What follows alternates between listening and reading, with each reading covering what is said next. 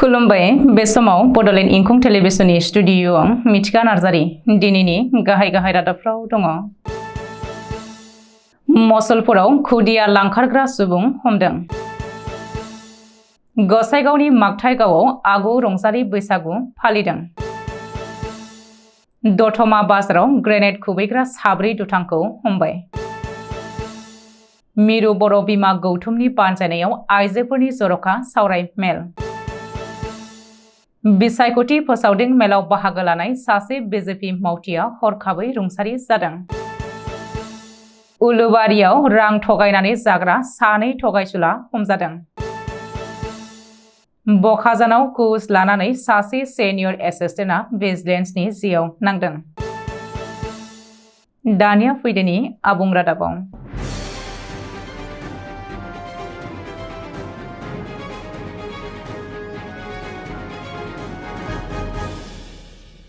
बृहस्पतिबार खालि बाक्सा जिल्लानि सदर मसलपुराव सासे खुदिया लांखारग्रा सुबुं एबा साखनद्रा हमदों। मसलपुर थानानि बेन्दोंआव थानाय कबेरी चकआव रायजोफोरा होसो सासे सखनद्रा हमदों। मिथिनो हानाय बायदिब्ला गोथार ईदनि सानखालिनो मजनुर आली मुंनि सासे सुबुङा सानै उन्दैसाखौ दिखालदङानि गावसोरनि न'निफ्राय बाइकआव दैखांनानै लाबोदोंमोन। नाथाय उन्दैसाफोरनि हस्रि खावनायाव जायगानि सुबुंफोरा होसो निकासि पुलिस आउटपस्टनि बेन्दोंआव थानाय कबेरी चकआव हमहैनो हायो। बेनि बागै खौरां मोननायनि उनाव मसलपुर पुलिसा जाथायसालियाव थांनानै सानै उन्दैसाजों लोगोसे मजनुर आलीखौ हमनानै थानायाव लानानै फैयो। मख'नो गोनांदि गोथार ईदनि सानखालि जानाय बे उन्दैसा लांखारनाय जाथाया ओनसोलाव बयखौबो गिखांहोदों आरो दायनिगिरिखौ गोख्रों साजा होनांगौ होननानै जायगानि सुबुंफ्रा गोख्रों दाबि खालामदों। रंजालि बैसागुनि रंजानाय आरो खौसेथिनि दोहौजों नैथि खेबनि थाखाय गसाइगावनि मागथाइगाव गामिनि गेवलां गेलेग्रा फोथाराव गाब गोनां हाबाफारिजों आगु रंजालि बैसागु फालिनाय नुनो मोन्दों। सानसेनि हाबाफारि लानानै मोसानाय, मेथाइ खननाय आरो बायदि हाबाफारि लानानै फालिदों रंजालि बैसागु फोरबो।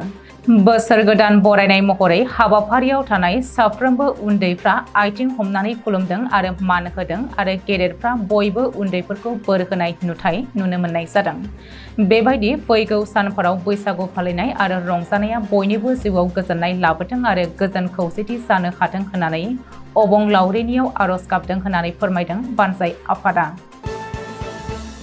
क'क्राझार जिल्लानि दतमा बाजाराव गंसे गलानि मोखाङाव ग्रेनेड खुबैनाय जाथायजों लोब्बा थानाय साब्रै सुबुंखौ क'क्राझार पुलिसा हमबाय। दतमा बाजाराव ग्रेनेड खुबैनाय जाथायजों लोब्बा लानानै उदखारि आफाद KLOनि साब्रै सोद्रोमाखौ पुलिसा हमदों। बबेखानि हमजानाय साब्रै KLO उदखारिखौ रामफलबिलनि कनक अधिकारी, सेरफांगुरि सामथाइबारिनि अर्जुन रय, दतमा वेस्ट दाङारकुथिनि अनुपम रय आरो दतमा हगमाबिलनि प्रसेनजित राय होननानै सिनायथिदों। मिथिनो हानाय बायदिब्ला माखासे सान सिगां धुबुरी जिल्लानि गौरीपुर थाना बेन्दोंनि गुबुन जायगायाव रां दाबिनायखौ लायनो थांनाय समाव कनक अधिकारीखौ हमनो हादोंमोन। उननि समाव कनक अधिकारीखौ क'क्राझार पुलिसा गौरीपुर पुलिसनि आखाइनिफ्राय लाबोनानै जेरा खालामनायनि गेजेरजों दतमा बाजाराव ग्रेनेड खुबैनायाव लोब्बा थानाय अर्जुन रय, अनुपम रय आरो प्रसेनजित रायमोनखौ हमनो हायो। पुलिसा फोरमायथिनाय बायदिब्ला हमजानाय दुथांफोरा बांलादेशआव थाखुमानाय KLO दैदेनगिरि हरिप्रसाद रायनि बिथोन बायदियै क'क्राझार, धुबुरी, बङाइगाव, चिरां आरो गुबुन जिल्लाफोराव रां दाबिनाय हाबाखौ मावगासिनो दङमोन। बबेखानि बै साब्रै KLO सोद्रोमाखौ बृहस्पतिबारखालि क'क्राझार जिल्ला बिजिरसालियाव हाजिर खालामनानै क'क्राझार पुलिसा सानब्रैनि थाखाय जिम्मायाव लांदों होननानै मिथिनो हादों। मख'नो गोनांदि थांनाय 2023 मायथाइनि 9 डिसेम्बर खालि दतमा बाजाराव जादोंमोन ग्रेनेड खुबैनाय जाथाया। मिरु बर' बिमा गौथुमनि बानजायनायाव आइजोफोरनि जर'खा सावराय मेल लानायजों लोगोसे सरजाबनानै तामुलपुर जिल्ला बर' बिमा गौथुम दानाय हाबाफारिखौ तामुलपुर जिल्ला दुलाराय बर' फरायसा आफादनि मावख' मिरु एबसुनि लोगो बुंथिगिरि बिबारि बर'नि मासि लानानै सामलायनायाव मोजाङैनो जाफुंनानै थाङो।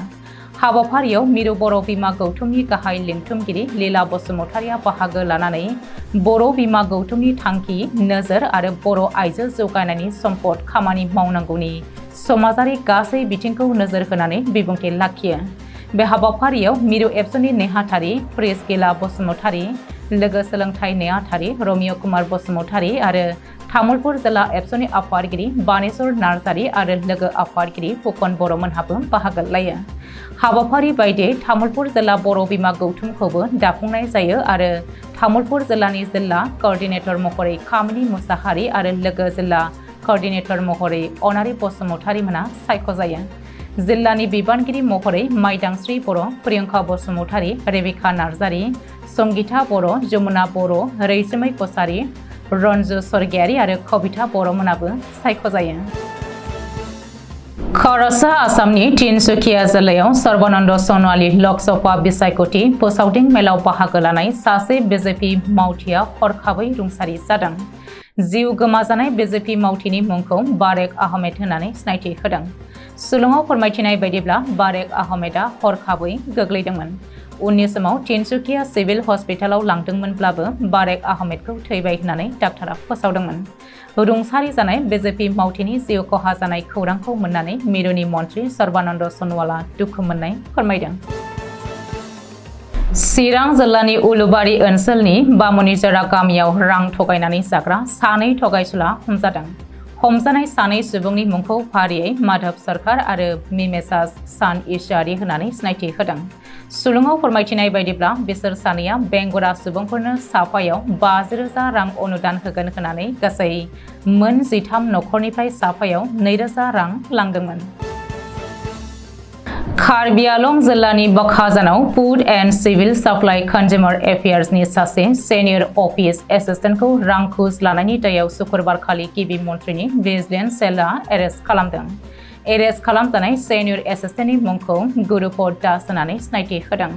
सुलुङाव फोरमायथिनाय बायदिब्ला एन्टि कारापसन सेल एबा सिएम भिजिलेन्सनि खाथियाव सासे सुबुङा बै सिनियर एसिस्टेन्ट गुरुपद दासनि हेंथायै कमप्लेन होदोंमोन आरो बेबायदियैनो भिजिलेन्सनि मोनसे हानजाया दायनिगिरिखौ हमनो हादों।